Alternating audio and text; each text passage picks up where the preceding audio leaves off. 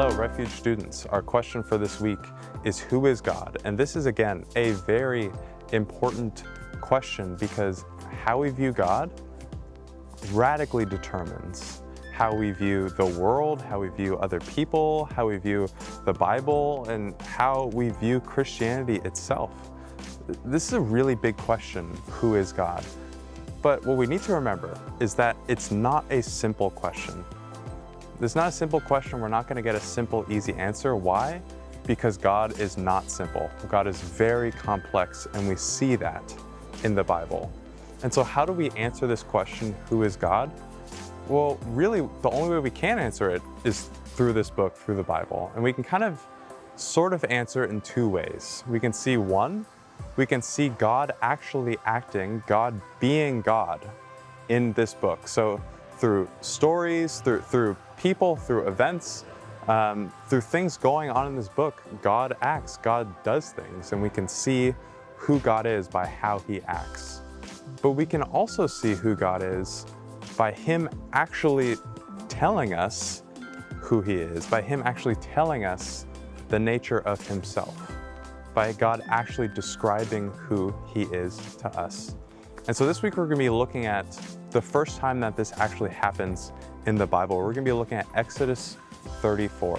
This is the first time God describes himself. And he described himself to Moses in this scenario. It says this, "The Lord passed before him and proclaimed, the Lord, a God merciful and gracious, slow to anger and abounding in steadfast love and faithfulness, keeping steadfast love for thousands, forgiving iniquity and transgression and sin, but who will by no means clear the guilty, visiting the iniquity of the fathers on the children and the children's children to the third and the fourth generation." And so in this passage, God presents us a little bit with a tension. We see a tension of who God is, where God is both merciful and gracious and slow to anger and forgiving, but God will also by no means clear the guilty. God will visit the iniquity of the fathers on the children's and their children's children to the third and the fourth generation. And so we can see that there is a little bit of a tension, right?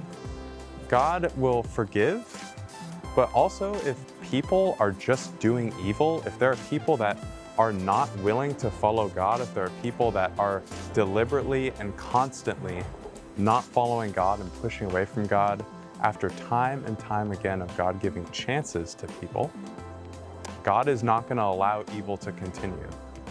And so we see this tension, and this is the tension we're going to be talking about this week, is how can God both be forgiving, but also not allowing guilty people to continue to do evil.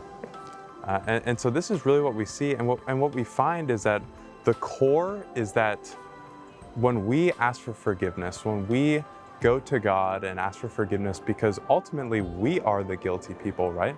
There aren't some other people that are like the guilty people, but it's us, that when we go as guilty people and ask for forgiveness, every single time, God has shown himself to be consistent and has shown himself to be merciful and gracious and slow to anger and abounding in steadfast love. And so we could know that as people, when we go to God, when we ask for forgiveness, God will not turn away, God will not meet us with destruction, but God will meet us with love, with steadfast love, with kindness, with mercy, and with grace.